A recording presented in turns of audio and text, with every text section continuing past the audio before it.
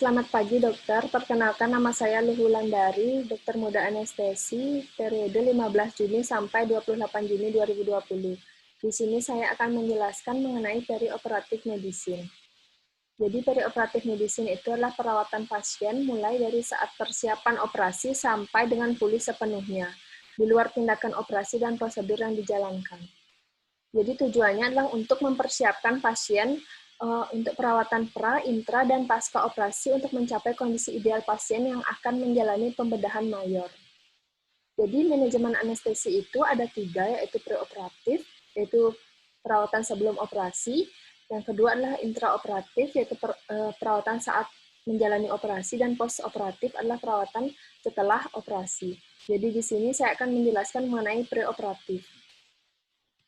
Jadi preoperatif itu biasanya dilakukan H-1 atau beberapa hari sebelum operasi. Di polianestesi dilakukan evaluasi pra-anestesi atau preoperatif oleh dokter anestesi terhadap pasien yang akan direncanakan operasi secara elektif di kamar operasi.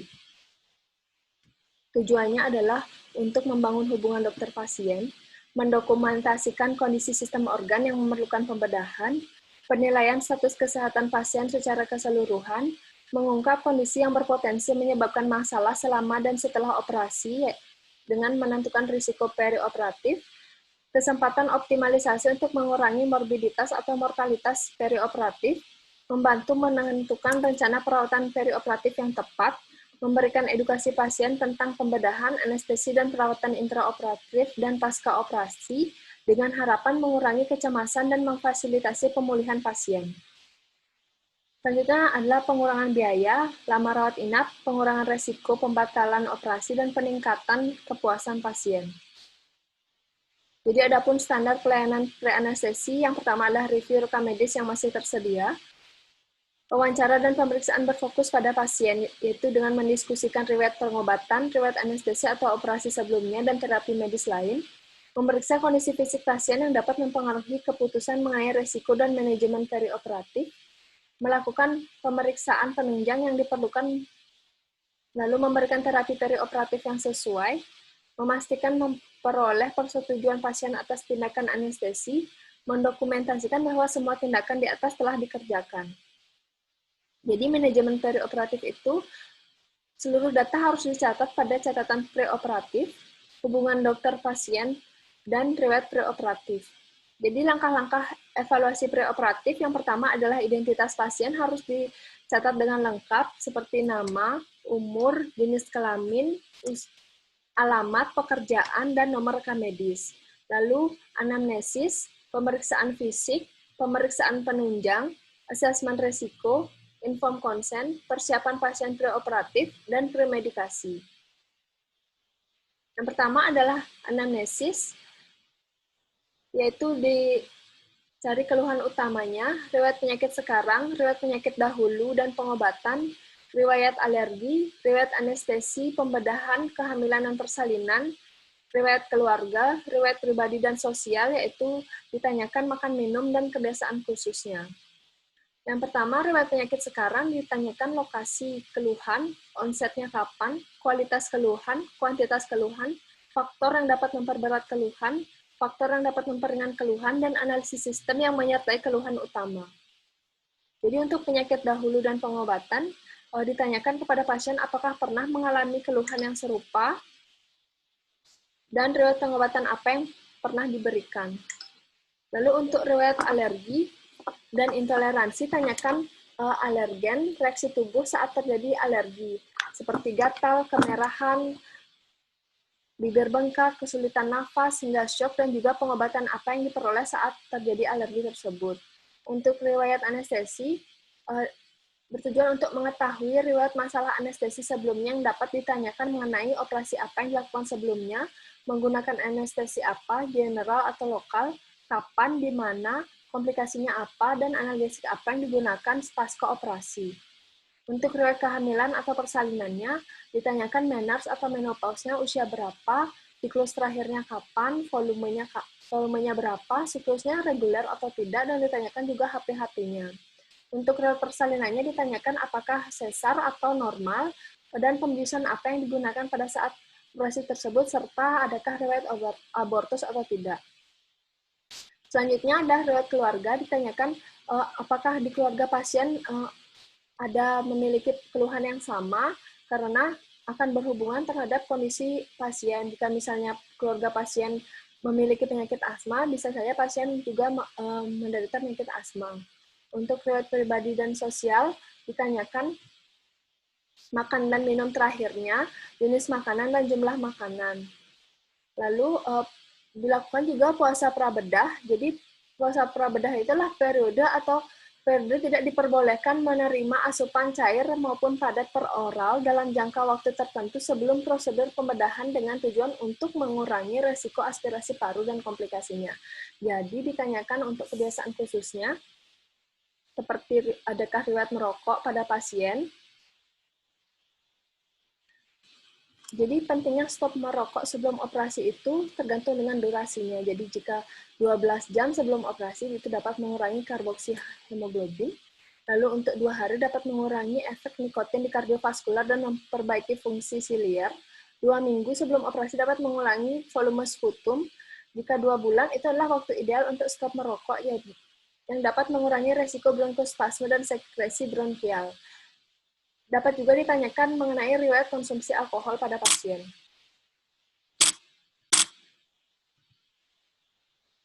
Jadi, ini adalah bahan makanan dan periode puasa minimumnya sebelum dilakukan operasi. Jadi, berikut adalah obat-obatan yang dapat digunakan untuk mempercepat pengosongan lambungnya. Jadi, pada pemeriksaan fisik, ada 6B. Yang pertama adalah brain, yang kedua adalah breathing, yang ketiga adalah blood, 4 adalah bowel, yang kelima adalah bladder, yang keenam adalah bone and skin. Jadi yang pertama brain, kita tentukan GCS atau GCS kesadarannya berapa secara kuantitatif. Yang kedua breathing, kita dengarkan suara nafasnya seperti apa, apakah ada suara nafas tambahan atau tidak. Yang ketiga blood, kita dengarkan suara jantungnya seperti apa, tekanan darahnya, denyut nadinya reguler atau irregular. Yang keempat, bowel, kita evaluasi apakah ada distensi abdomen atau tidak. Yang kelima, bladder, kita lihat produksi urinnya bagaimana. Dan yang keenam adalah, pada pasien yang akan di general anestesi, kita mencari adakah hal yang menyebabkan kesulitan untuk mengintubasi pasiennya yang berhubungan dengan anatomi dari wajah dan tulang lehernya. Pada pasien yang akan di spinal anestesi, kita evaluasi tulang belakangnya apakah ada kesulitan untuk mencari celah spinal, celah untuk spinal anestesi. Jadi, ini adalah metode untuk mengevaluasi airway. Yang pertama adalah lemon. Jadi, look externally, lalu evaluasi 332, lalu periksa juga malampatinya, malampati skor, lalu ada obstruksinya, apakah dilihat apakah ada kondisi epiglotitis, peritonsiliar abscess atau trauma, dan neck mobility. Jadi nilainya jika lebih dari 3, lebih dari sama dengan 3, menandakan adanya kemungkinan kesulitan intubasi. Jadi ini adalah evaluasi malampati, yaitu penilaian ukuran lidah relatif terhadap organ, terhadap rongga mulut. Jadi semakin tinggi skor malampati, jadi kemungkinan semakin sulit intubasi. Malampati 4 paling susah diintubasi, yang paling mudah adalah malampati 1. Jadi cara memeriksanya adalah mata pemeriksa dan pasien berada pada posisi sama tinggi, posisi dalam posisi duduk, dan kepala pasien posisi netral. Pasien diminta membuka mulut selebar mungkin dan menjulurkan lidah tanpa bersuara. Jadi penilaian ukuran lidah relatif terhadap rongga mulut, jadi ada 4 kelasnya. Kelas 1 itu terlihat palatum mole, uvula, pilar anterior, dan posterior. Kelas 2 terlihat palatum mole dan uvula.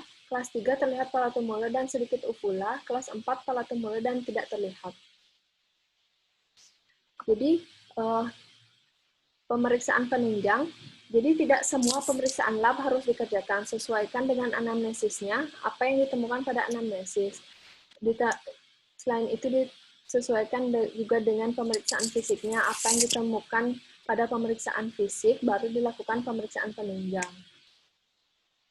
Jadi ini adalah beberapa hal yang menjadi acuan. Yang pertama adalah pemeriksaan darah tepi, HB, hematokrit, leukosit, dan platelet. Jadi indikasinya untuk pasien di atas 60 tahun, perempuan yang sedang menstruasi, bila diperkirakan akan banyak perdarahan atau perlu transfusi, dan pasien dengan riwayat perdarahan, anemia, gangguan darah, malnutrisi, gangguan hati, dan ginjal.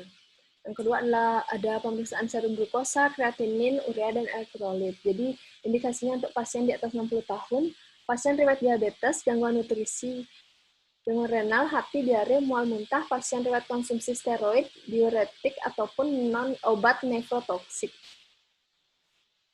Lalu ada tes fungsi hati, indikasinya untuk pasien yang memiliki penyakit hati, gangguan nutrisi, dan pasien yang mengkonsumsi alkohol. Selanjutnya ada pemeriksaan koagulasi, diindikasikan untuk pasien dengan riwayat gangguan koagulasi, riwayat perdarahan sehabis luka, operasi dan mudah memar, dan riwayat konsumsi antikoagulan. Untuk pemeriksaan X-ray toraks, jadi dilakukan pada seluruh pasien yang usianya lebih dari 60 tahun, riwayat penyakit jantung, tiroid, dan pernapasan. Jika ada kanker juga perlu dilakukan untuk mencari apakah ada metastasis ke paru atau tidak. Lalu riwayat merokok dan ISPA yang sudah sembuh. Itu bukan merupakan indikasi X-ray. Untuk pemeriksaan EKG dilakukan pasien di atas 40 tahun yang memiliki riwayat penyakit jantung, hipertensi, paru.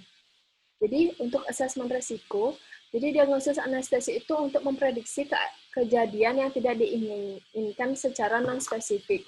Diberlakukan pada semua pasien yang akan dikerjakan operasi meskipun tidak mencakup seluruh resiko anestesi seperti usia dan kesulitan intubasi. Jadi, asesmen resiko menggunakan status fisik ASA. Jadi yang ada 6 kelas. Yang kelas pertama itu kelas ini termasuk orang sehat normal. Dan kelas 2 itu termasuk pasien dengan penyakit sistemik ringan hingga sedang dan tidak fungsional, keterbatasan atau pasien ASA 1 yang menunjukkan kecemasan dan ketakutan yang lebih ekstrim operasi, contohnya diabetes, epilepsi, asma yang terkontrol dengan baik, ASA 1 dengan kondisi pernapasan, kehamilan, atau alergi aktif. Yang kelas 3 termasuk pasien dengan penyakit sistemik sedang hingga berat yang mengakibatkan beberapa keterbatasan fungsional, contohnya angina pectoris, infark miokard, gagal jantung kongestif, diabetes dependent insulin, dan PPOK. Yang keempat, kelas ini termasuk pasien dengan penyakit sistemik parah yang merupakan ancaman konstan terhadap kehidupan dan lumpuh secara fungsional. Contohnya adalah angina pectoris yang tidak stabil, infark miokard atau cerebrovaskular dalam 6 bulan terakhir, tekanan darah tinggi, gagal jantung kongestif berat, atau kronis penyakit paru obstruktif, epilepsi yang tidak terkontrol. Yang kelas kelima adalah kelas ini termasuk pasien yang hampir mati yang diperkirakan tidak akan bertahan 24 jam dengan atau tanpa operasi. Jadi pasien-pasien ini hampir selalu dirawat di rumah sakit, pasien yang sakit parah, perawatan darurat, dan mungkin diperlukan pengobatan paliatif. Yang kelas keenam adalah kelas ini termasuk pasien yang mati batang otak yang organnya akan diambil. Jika prosedurnya darurat, status fisik diikuti dengan akhiran E. Jadi ini adalah informed consent, digunakan untuk memastikan pasien yang kompeten atau wali yang mendapatkan informasi yang cukup mengenai prosedur anestesi atau bedah dan risiko dengan istilah dan bahasa awam agar dapat membuat keputusan dengan baik, setuju atau tidak setuju tanpa adanya tekanan. Yang kedua, pasien kompeten itu adalah pasien dewasa bisa membuat keputusan untuk dirinya setelah menimbang risiko dan manfaat. Jadi pada pasien kompeten tidak bisa diwakilkan. Untuk wali itu dapat mewakilkan pemberian informed consent ketika pasien tidak kompeten, misalnya usianya belum mencukupi, pasiennya tidak sadar. Biasanya diwakili orang tua, wali, atau saudara dekat. Jadi komponen consent itu adalah teknik anestesi, backup anestesi, general anestesi, deskripsi prosedur, dan komplikasi umum. Jadi manfaatnya adalah melindungi dokter dan pasien. Jadi untuk persiapan pasien preoperatif, jadi operasi elektif digunakan prinsip NPO, near per os, jadi tipenya dan minimum fasting hours-nya. Jadi untuk clear fluid itu 2 jam sebelum dilakukan operasi. Untuk persiapan pasien preoperatifnya, yang kedua adalah operasi emergency, physical and pharmacological preparation. Untuk fisikalnya, pemasangan nasogastrik tube sebelum indikasi anestesi umum, farmakological, jadi diberikan metoclopramid, cimetidine, dan ranitidine. Untuk selanjutnya adalah premedikasi. Jadi premedikasi itu adalah pemberian obat-obatan sebelum anestesi untuk mendapatkan kondisi yang diharapkan oleh anestesiologis atau yang memfasilitasi prosedur anestesi. Tujuannya adalah untuk mengurangi kecemasan, mengurangi nyeri, mengurangi kebutuhan obat-obatan anestesi, mengurangi sekresi saluran nafas, menyebabkan amnesia, mengurangi kejadian mual muntah pasca operasi, membantu pengosongan lambung, mengurangi produksi asam lambung, meningkatkan pH asam lambung, mencegah refleks-refleks yang tidak diinginkan. Jadi premedikasi itu adalah pemberian obat di periode preoperatif sebelum induksi. Jadi periodenya itu berbeda-beda, yaitu 1-5 menit pada obat intravena, 30-60 menit pada obat intramuskuler, dan 60-90 menit pada obat peroral. Jadi premedikasinya yang pertama adalah benzodiazepin, contohnya diazepam, lorazepam, midazolam. Jadi misalnya ansiolisis, mengurangi ansietas tanpa menurunkan level kesadaran. Yang kedua adalah sedasi, dapat menurunkan kesadaran, dan amnesia anterograde, hilangnya memori setelah pemberian obat. Yang kedua, antikolinergik. Contohnya atropin, glikopirolat, difenhidramin, dimenhidrinat. Fungsinya adalah antisialogog, mengurangi sekresi saliva, sangat direkomendasikan bila intubasi memakai fiber optik atau bila menggunakan ketamin. Kedua adalah mengurangi refleks vagal pada pasien dengan heart rate rendah yang diinduksi propofol, teralsi otot mata, terutama rectus medial. Yang ketiga ada antiemetik, contohnya metoclopramid dan ondansetron, diindikasikan pada pasien dengan skor risiko PON tinggi, misalnya pada wanita tidak merokok dengan penggunaan opioid pasca operasi. Lalu ada profilasis aspirasi, metoclopramid, natron citrat dapat mengurangi volume cairan digaster, yaitu metoclopramid, dan meningkatkan sekresi pH di lambung. Itu contohnya antasida seperti sodium citrat. Lalu ada antihistamin untuk mencegah reaksi alergi, ada opioid, fentanyl, dan morfin, itu fungsinya untuk menumpukan respon simpatoadrenal, misalnya respon naiknya nadi dan tensi saat intubasi. Diindikasikan terutama pada pasien jantung iskemik dan hipertensi. Lalu ada manfaat untuk analgesi, penanganan nyeri preoperatif, misalnya pada pasien trauma, pasien artritis. Lalu ada sedasi, morfin memiliki efek sedasi tanpa efek ansiolitik. Jadi sekian presentasi mengenai preoperatif medicine. Terima kasih.